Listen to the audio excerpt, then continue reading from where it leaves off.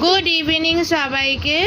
দেখো এখন খুশি পড়তে বসেছে, আর কালকে ওর কম্পিউটার অ্যাক্টিভিটি আছে স্কুলে।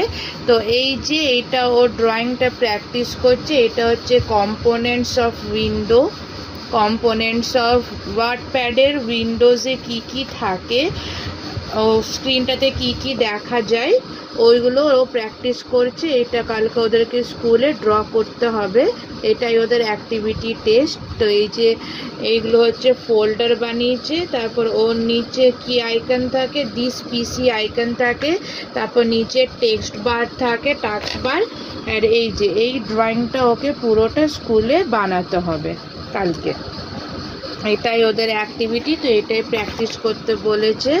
একটা A4 সাইজ পেপারে এই নাম, রোল নাম্বার এগুলো লিখে নিয়ে যেতে হবে। ওইটা এখন আমি বানিয়ে দেবো ওকে। আর এখন এই যে লিখছে।